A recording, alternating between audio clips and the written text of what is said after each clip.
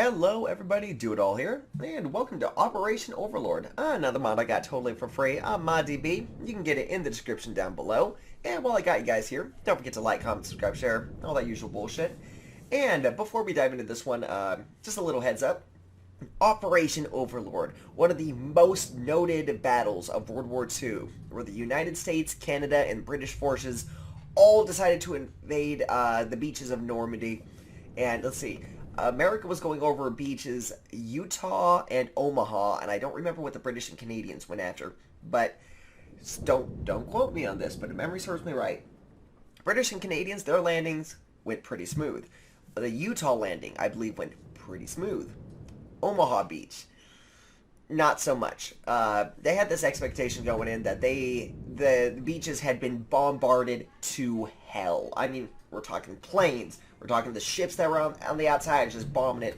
They were expecting they're going to walk in, no problem, better meet minimum resistance from the Germans. However, not the case. If you guys know D-Day, this is D-Day. Kind of a notable battle because it was a bloodbath, like absolute bloodbath. But it was a huge turning point, so yeah, that's the thing. But yeah, without further ado, let's go ahead and see what this one has to offer us. We're going to start off with the tutorial as we normally do. Okay. It's custom. I'm liking it. Got the Mossad. Okay. Heat interrupt or pickup. Okay, that's double layer and everything. Okay! The fuck, bro? I get that you're not supposed to know when artillery is gonna hit, okay? But that was a little too realistic for my own good. Thank you very much. I'm gonna have a fucking PTSD mod by the end of this. Reference to old video and mod. Let's play. Alright, Operation Overlord. Prologue. During much of the early 1940s, the Axis powers of Nazi Germany had conquered essentially all of Europe. They were a large opposing force to the Allies, with massive troops and a large influence over several states. The only areas that remained safe from the tyranny were several neutral states, such as Sweden, Spain, and Portugal. Nazis needed to be stopped, but were nearly impenetrable, so liberation would have been impossible. However, the leader of the Soviet Union, Joseph Stalin, who had been attacking the Nazis in the East, had been attempting to persuade U.S. President Franklin D. Roosevelt and British Prime Minister Winston Churchill to make an invasion to the west of Nazi Germany. Yeah. Yeah, no, that's right on the money right there. Okay. What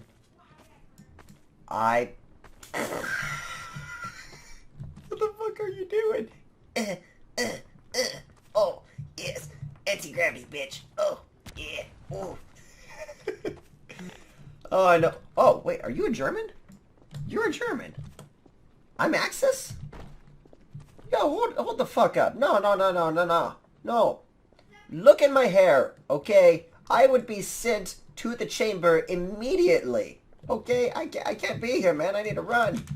I can't hop. I can't be hop away. Fine, walk me to my damnation. Nah.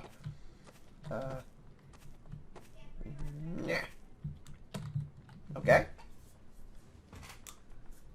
And what's next? The plan. The intention was to have a collaborative effort between the United States and the United Kingdom's army, naval, and air force branches to overwhelm Nazi opposition until they could successfully begin liberating Western Europe. The Allies, though, had several disputes, and in addition, a plan such as the one mentioned would have taken massive amounts of planning and preparation, which the US wasn't entirely ready for, as it was still relatively new to the war, and was still developing proper warfare. However, it wouldn't be until 1943 where the Allies had a more situated strategical position that they'd begin planning for this attack. Soon, several individuals were assembled to discuss the plan, with General Dwight D. Eisenhower from the United States being the commander of the whole thing, leading the operation that would soon be given the codename Operation Overlord. Okay, this guy is giving a lot of good information on this. I'm really enjoying this so far. Like, it's not combat-centric so far, but it's telling the story as it needs to be told. Okay, so a little more insight here. Just because I'm a World War II buff, in a sense. I can't tell you everything about it, but I know the basics. So, as you guys might know, United States got involved in the war after Pearl Harbor, where the Japanese basically did an unprovoked attack on us when we were remaining neutral. Okay? Now, I've always heard there was kind of this going to be an expectation that, oh, you know, eventually, but no, I don't think they're going to be joining them. I don't know. Who fucking knows? Anyway, one thing I'm really curious if they're going to show, it was the British and the U.S. I think were working on this one. Maybe all three of all three of them were working together on this. But basically what they did, they made a giant fucking dock. This thing is huge, floating out there. Because think about it. You've got all these ships and stuff, and you're bombing the Germans on the beaches of Normandy and all this. And it's like, well, you got to resupply, you know? You got to have food, water. You got to be able to, ammunition, get everything to your troops. And you can only carry so much on a boat. And you got to have a way to go back and forth and get shit. And they built this big-ass dock that let them resupply, which I think it stayed up for, oh god, I don't remember. Was it days? Something like that. It got destroyed by a big-ass storm, but it served its purpose. It helped, fund the war effort. Well, not fund the war effort, but, you know, it did the thing. It did the thing they wanted it to do, and that's what the cool part was. All right, let's keep going. Let's keep going. This is good. I'm really... What was that? Have a temper tantrum, bro? Shit. Okay. Do I click on this? Okay, no, I guess I'm supposed to go down that way. I'm really curious how they're going to be able to do, the invasion. Because it's... I mean, it was grandiose in scale. It was massive. So I don't know how they're going to pull that off in Source, because Source is, it doesn't do too well with a lot of objects at once. It just, and NPCs and all that, it just shits itself after a while. Much less... It has been decided that the invasion will take place at the beaches of Normandy, France, due to its geographical location being close to Britain's Air Force, and also due to its low amount of offense compared to other areas. Several parts of the beaches were given specific names set for strategic planning. The names were Utah, Omaha, Gold, Juno, and Sword. Always forget the other three. Were set to be at Utah and Omaha, while British and Canadian soldiers were set to be at Gold, Juno, and Sword. Yep. Okay, so I do have some of my information down still. That's pretty cool. Alright, let's see how they do this fight. Operation Overlord. Alright, let's do it. Give me my M1 Garand and we're... training and preparation for the invasion, it was finally time for all the work to be executed. And on June 6th, 1944, over 100,000 Allied soldiers were stepping onto the shores of Normandy at dawn, ready for the fight of their lives. Along with them, almost 300 fighting vessels were set to fire at Nazi opposition, not to mention several tanks and I'm laughing because of all this. This entire debacle would not only go down as a complete success, but also go down in human history as the largest sea invasion ever possible. Mm-hmm. Okay, I'm not laughing at the historical context of this. I'm laughing because it's a little box filled with a bunch of guys going, ow, ow, ow. Yes, that's exactly how it went during the war. Oh, man. But credit where credit's due. They made do with the Source engine. I mean, we got a full-on battleships out here. Though I think they would be way further back in real life. But, you know, that works with Source engine. You got this little horde of guys here fighting off the Nazis. This is pretty fucking cool. Credit where credit's due. I couldn't do this. I mean, shit, I've never tried to make a mod, so, you know.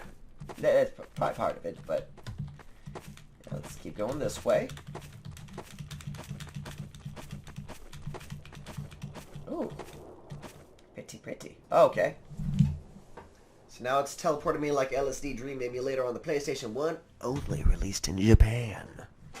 Come on. The spoils of war. Okay.